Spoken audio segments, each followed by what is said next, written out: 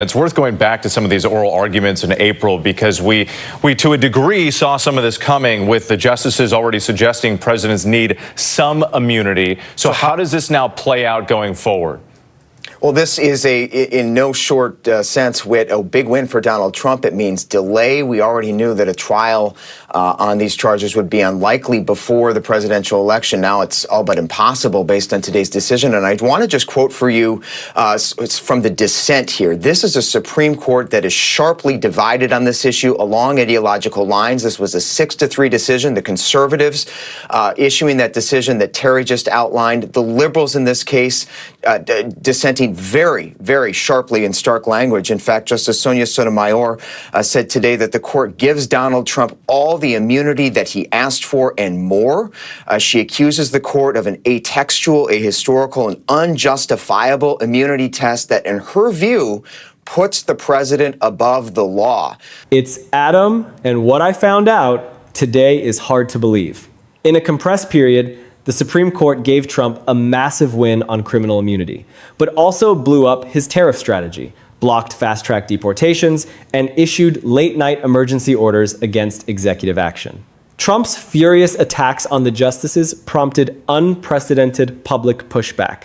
The combination and pace of rulings are genuinely staggering. Now, let us be clear about the honest framing from the start. The Supreme Court has not toppled the Trump administration. It has not removed anyone from office. It has not issued a single ruling that literally turns the entire government upside down in a physical or legal sense. Trump is still president. His cabinet is still in place. The administration continues to function and to exercise executive authority across every domain of federal governance. The U.S. Supreme Court on Monday ruled that presidents have, quote, absolute immunity from criminal prosecution over what the justices said were, quote, official acts, in a critical case over whether Donald Trump can be charged for allegedly plotting to overturn the results of the 2020 election. The landmark ruling recognizes, for the first time ever, any form of presidential immunity from prosecution. The 6-3 decision, written by Chief Justice John Roberts, split down partisan lines and threw out a lower court's decision rejecting Trump's claims of immunity from criminal charges. It ordered the lower court to evaluate which of the alleged crimes in the indictment were, quote, official and therefore immune from prosecution, and which were, quote, unofficial and potentially criminal. The Supreme Court's slow handling of the immunity case has already helped Trump by making it unlikely that any trial on charges brought by special counsel Jack Smith could be completed before the 2024 election.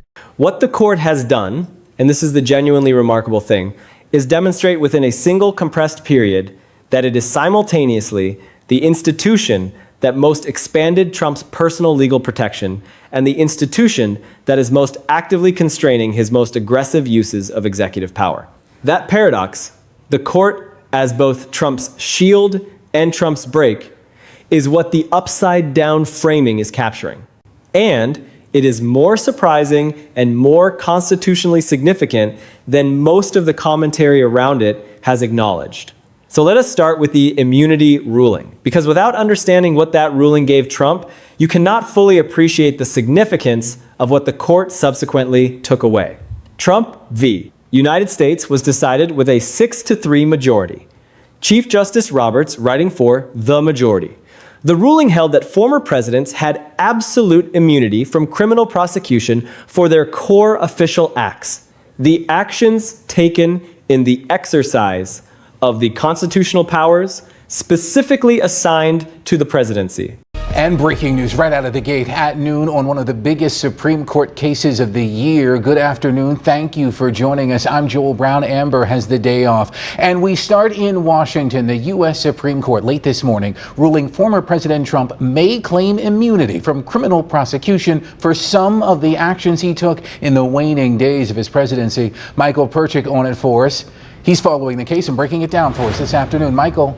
Joe, that Supreme Court ruling recognizing former President Donald Trump's immunity claim for official acts as president, though rejected it for unofficial acts. The majority opinion delivered by Chief Justice John Roberts states while the president is not above the law, that he may not be prosecuted for exercising his core constitutional powers, and he is entitled to at least presumptive prosecution for his official acts. Still, it states that Trump is asserting a far broader immunity than the limited one we have recognized. Now, in the dissent, Justice Sonia Sotomayor countering that it makes a mockery of the principle foundational to our Constitution and system of government that no man is above the law.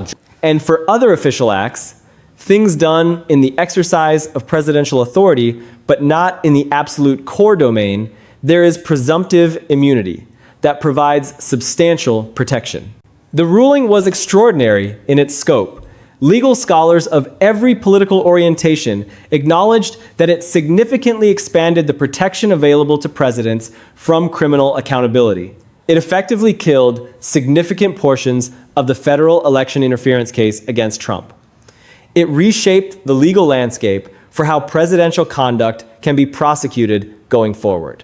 For Trump personally, it was one of the most favorable Supreme Court decisions any individual has ever received. And it came from a court where 3 of the 6 justices in the majority were his own appointees. So coming into his second term, Trump had this massive legal shield from the court. The natural inference, reinforced by previous favorable court decisions on immigration and regulatory power and other Trump priorities, was that this was a court that would generally extend the benefit of the doubt to expansive executive authority. And then the tariff ruling dropped and everything changed. The U.S. Supreme Court struck down on Friday President Donald Trump's sweeping tariffs. In a 6-3 ruling, the court rejected Trump's use of a law meant for national emergencies to impose taxes on imported goods. Democrats and various industry groups hailed the ruling. The landmark opinion has major implications for the global economy. Conservative Chief Justice John Roberts authored the ruling, which upheld the lower court's decision that the Republican president's use of the 1977 International Emergency Economic Powers Act exceeded his authority. Tariffs have been central to a global trade war that Trump initiated after he began his second term as president, one that has alienated trading partners, affected financial markets, and caused global economic uncertainty. Penn Wharton budget model economists estimated on Friday that the amount collected in Trump's tariffs stood at more than $175 billion, and that amount likely would need to be refunded as a result of this ruling. Now let us talk about learning resources versus Trump, because this is the ruling that most directly embodies the upside-down dynamic. A 6-3 majority, again, including justices Trump appointed, struck down his sweeping global tariff strategy. They found that using the International Emergency Economic Powers Act to impose sweeping across-the-board import duties exceeded the statute's authorization. They held that such duties function as taxes, and that only Congress has the constitutional authority to levy taxes. They potentially exposed hundreds of billions of dollars in collected tariffs to refund claims. And this produced the extraordinary series of events we have covered in depth. Trump calling the justices disloyal, Roberts warning that attacks on judges are dangerous, Gorsuch asserting his loyalty is to the Constitution, not the appointing president, Jackson saying the attacks appear designed to intimidate. The same court that gave Trump the immunity shield hit his economic agenda with a ruling that will cost him hundreds of billions of dollars and fundamentally reshape his trade policy options. And the justices who delivered that hit were subjected to personal attacks they then pushed back against publicly. That is an extraordinary constitutional sequence, and it is what makes this court administration relationship genuinely unprecedented in modern American history. The court is not a reliable political ally of any president. Justices once confirmed to lifetime appointments develop their own jurisprudential identities that do not simply track the preferences of the president who nominated them. Republicans who appointed Harry Blackmun, who wrote Roe v. Wade, or Earl Warren, who led the Brown v. Board of Education desegregation decisions, could have told Trump this. The history of the Supreme Court is full of appointments that went in directions their appointing presidents did not anticipate or welcome. What makes the current period unusual is not that Trump-appointed justices are sometimes ruling against him. That has always happened. What is unusual is the pace, the scale, and the personal nature of the confrontation. The tariff ruling was a massive policy defeat. The deportation emergency orders are ongoing constraints on active executive action. And Trump's response, the personal attacks, the disloyalty accusations, has produced the unprecedented public pushback from sitting justices that we covered in our previous video. The combination of all of that in a compressed period is what makes the current court-Trump relationship genuinely different from previous presidents who have faced adverse court rulings. Now let us talk about the deportation emergency orders, because this is the dimension of the Supreme Court's recent activity that has gotten somewhat less attention than the tariff ruling, but that is in some ways just as legally significant. The Trump administration has pursued an aggressive deportation program, particularly targeted at groups of Venezuelan detainees alleged to have ties to the Tren de Aragua gang, using the Alien Enemies Act of 1798. That law gives a president extraordinary powers to detain and remove non-citizen nationals of an enemy country during times of declared war or invasion. The Trump administration has argued that gang activity and the border situation constitutes an invasion that activates the Alien Enemies Act and that allows for rapid deportation without the normal due process protections that immigration law requires. Courts have been fighting over this interpretation for months, and the Supreme Court has issued late-night emergency orders.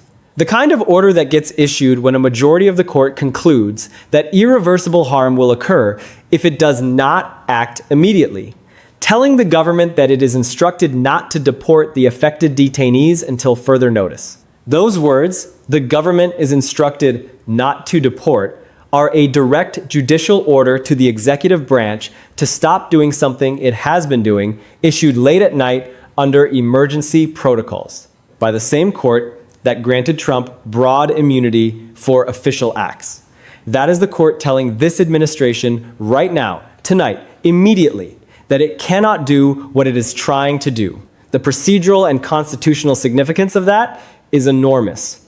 Now let us understand why the deportation orders and the tariff ruling represent a different kind of Supreme Court intervention than previous decisions that went Trump's way, because the distinction matters for understanding what has changed. Previous Supreme Court decisions favorable to Trump, including the immunity ruling, generally involved the court establishing broad principles about presidential authority that expanded the zone of protection for executive action. They were, in a sense, pro-institution rulings that expanded presidential power as a general matter. The tariff ruling and the deportation emergency orders are different in kind. They are not establishing general principles about presidential authority. They are saying that this specific president, using this specific statutory tool in this specific way, is doing something that exceeds the legal authority he claims. That is a much more direct and much more pointed form of judicial check. It is the court reaching in and saying not just that presidents generally cannot do certain things, but that Trump specifically is doing something right now that he does not have the authority to do, and that must stop. That directness, that specificity, is what makes these rulings feel so dramatically different from previous court-Trump interactions. And it is what gives them the quality of turning things upside down, even though they do not literally remove anyone from office. Let us also talk about the net effect on Trump's governing tools, because one of the most significant things the recent Supreme Court rulings have done is remove or constrain specific instruments that the Trump administration was relying on to implement its agenda quickly and aggressively. The IEEPA tariff tool was a crucial component of his trade strategy. It allowed rapid, broad tariff imposition without going through Congress and without the process requirements of other trade statutes. That tool is now gone. The Alien Enemies Act, as a vehicle for rapid mass deportation, without normal due process is being constrained by the court's emergency orders and by the broader litigation over its application to the current border situation.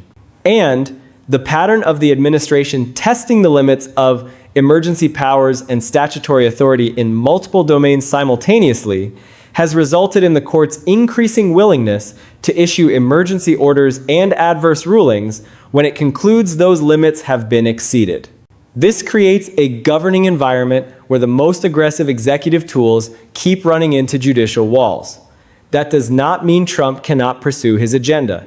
It means he needs to find legal tools that the court will sustain, which generally means slower, more process-intensive approaches, which means working with Congress more, which means the kinds of procedural constraints that executive action was specifically designed to avoid. The upside-down quality of the current situation reflects a genuinely novel constitutional moment. The administration that received the most expansive criminal immunity ruling in modern presidential history is simultaneously having its most aggressive governing tools stripped away by the same court. The president who thought he had built a friendly court is calling its justices inept and disloyal. The justices who were appointed by that president are publicly asserting independence and warning that his attacks are dangerous.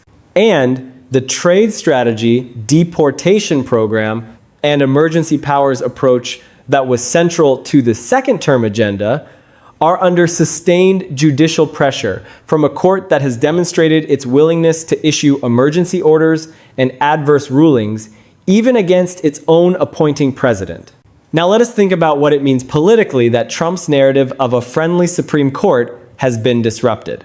Because the political dimension of the court-Trump relationship is as significant as the legal dimension.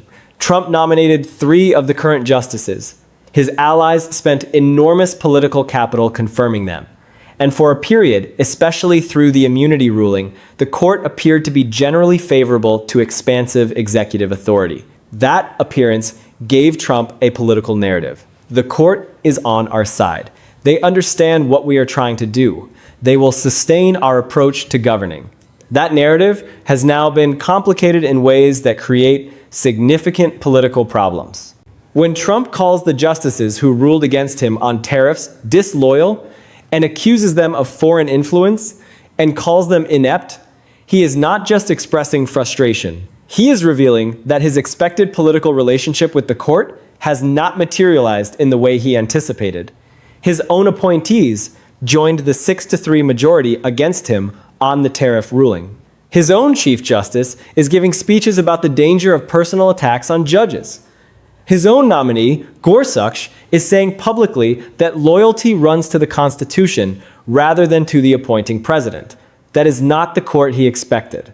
And the gap between the court he thought he had built and the court that is actually checking his emergency powers has created political complications that extend beyond any individual ruling.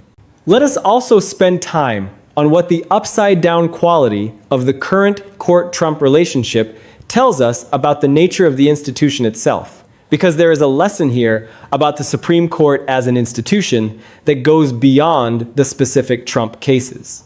The court is not a reliable political ally of any president. Justices once confirmed to lifetime appointments develop their own jurisprudential identities that do not simply track the preferences of the president who nominated them.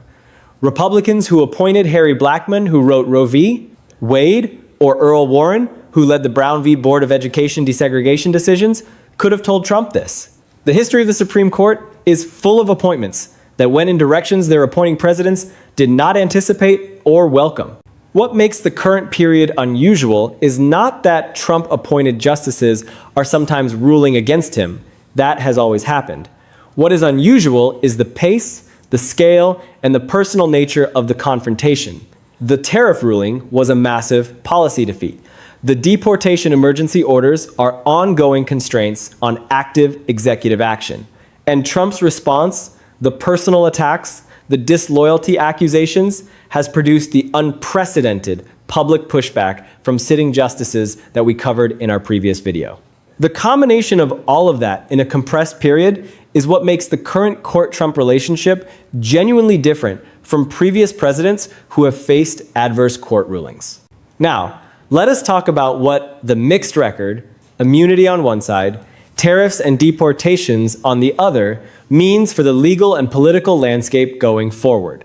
Because the combination of expanded criminal immunity and constrained emergency powers is genuinely unusual and creates a specific governing challenge for the Trump administration.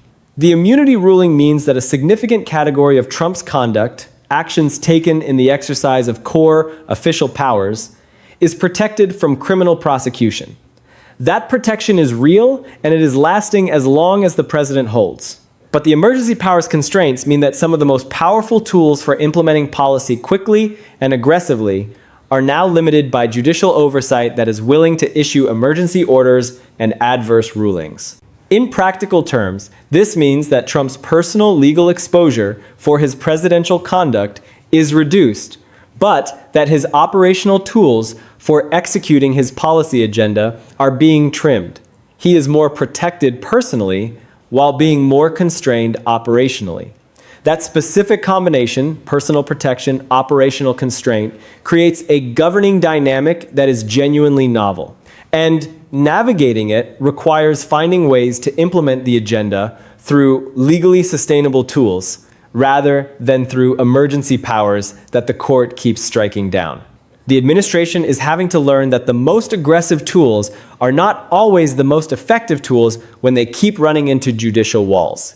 Let us also think about the historical context that makes this specific moment in the court-presidency relationship so significant for American constitutional history. The relationship between the Supreme Court and the executive branch has always been complicated. Courts depend on the executive to enforce their rulings. The Supreme Court has no army, no police, no enforcement mechanism beyond the expectation that the executive will comply with judicial orders. And executives have sometimes tested that expectation in ways that created constitutional crisis. Andrew Jackson allegedly said of a Marshall court decision, "John Marshall has made his ruling, now let him enforce it." Franklin Roosevelt threatened to pack the court when it kept striking down New Deal programs. Nixon famously had to be ordered by the court to hand over the tapes that ultimately led to his resignation. Each of those episodes tested the boundary between judicial authority and executive compliance. The current Trump court confrontation has elements of all of those historical precedents. The personal attacks recall Jackson's contempt for a ruling he disliked. The court checking emergency powers echoes the New Deal battles over the scope of executive economic authority. The deportation emergency orders, the government is instructed not to deport, have the direct confrontational quality of United States v. Nixon. But the current situation has one quality that distinguishes it from all of those historical precedents: the speed. All of these confrontations are happening simultaneously. Immunity ruling, tariff ruling, deportation orders, personal attacks, judicial pushback, all in a compressed period, all at once, all feeding into each other in ways that create a constitutional environment that feels genuinely volatile and genuinely unprecedented. And the precedents that get established through the resolution of these confrontations will shape American constitutional law for as long as any of them hold. The court's authority depends in part on the executive branch respecting and complying with its rulings. And a president who publicly attacks the justices who rule against him as disloyal sends a signal about compliance that has institutional consequences that extend beyond any individual case. The extraordinary nature of the current court-Trump confrontation, the personal attacks, the judicial pushback, the emergency orders, is itself a data point about the health of the institutional relationship between the executive and judicial branches. Now, let us also think about what this moment means for the relationship between the court and public trust more broadly. Because courts derive their authority from institutional legitimacy, from the public's belief that the court is an independent institution applying law rather than politics. That legitimacy is under pressure from multiple directions simultaneously. Trump's attacks on the justices who rule against him challenge the court's legitimacy from one direction, suggesting that his rulings are politically motivated rather than legally grounded. The mixed record of the court immunity for Trump's personal conduct, constraints on his policy agenda, generates confusion from another direction, making it harder for either side of the political spectrum to characterize the court in the simple terms that partisan narratives require. And the unprecedented public pushback from justices in speeches and interviews, unusual enough in normal times, extraordinary in the context of a direct, ongoing conflict with the sitting president, signals that the justices themselves are concerned about the institutional stakes of the current moment in ways that transcend ordinary legal disputes. The legitimacy of the court as an institution is itself at stake in this confrontation, and how it is resolved. Whether Trump's attacks on the justices erode public trust in the institution, whether the court's rulings against his agenda are seen as independent legal judgment or political resistance, whether the public maintains the basic understanding that the court is a legitimate constitutional actor, will determine the institutional health of the judiciary for years beyond this specific presidency. And one final thought before we close. The Supreme Court is doing something in this period that is worth specifically acknowledging and appreciating, even in the midst of all the confrontation and controversy. It is drawing lines, real constitutional and statutory lines in real time under political pressure that is unlike anything the court has faced in the modern era. The tariff ruling said this specific use of this specific emergency power for this specific purpose exceeds statutory authority. The deportation orders are saying this specific program applied in this specific way to these specific people without this specific process violates constitutional and statutory requirements. Those are hard things to say to a sitting president who is calling you disloyal and inept for saying them. And the justices who are saying them, including the ones Trump appointed, are doing something that the constitutional system depends on them doing. They are being the independent check on executive power that the framers intended when they created lifetime tenure and salary protection for federal judges. Whether you support or oppose Trump's specific agenda on tariffs or immigration, the existence of an independent judiciary willing to draw legal lines and enforce them is something that the constitutional order requires. And this court, for all the controversy surrounding it, is currently doing that work. The constitutional reckoning around Trump's second term is being written right now, in every ruling, in every emergency order, and every public pushback from a justice who will not be called disloyal for doing their constitutional job. The court is not a reliable political ally. It is an independent branch of government that applies the law to the facts of each case. And in this compressed period of extraordinary constitutional activity, it has demonstrated that it will protect presidential authority in some domains while constraining it in others. The immunity ruling protects Trump from criminal prosecution for official acts. The tariff ruling constrains his economic emergency powers. The deportation orders constrain his immigration emergency powers. And the public pushback from justices asserts the court's independence in the face of presidential attacks. That is the upside-down quality of the current moment. The same court, the same term, the same justices, delivering rulings that go in dramatically different directions depending on the specific legal questions before them. And the administration that thought it had built a friendly court is discovering that the court's independence is genuine, and that its rulings cannot be predicted based on who appointed whom. That discovery is shaping the governing environment in ways that will continue to evolve as new cases reach the court and as the administration continues to test the limits of what the justices will sustain. The next phase of this constitutional confrontation will depend on how the administration responds to these rulings. Will it accept the constraints and find alternative legal pathways to implement its agenda? Will it continue to test the edges of statutory authority in the hope of finding tools the court will sustain? Will the personal attacks on the justices escalate or moderate? All of these questions are open, and all of them will shape the court administration relationship going forward. The upside-down quality of the current situation reflects a genuinely novel constitutional moment, and we will be right here covering every chapter of it as it unfolds.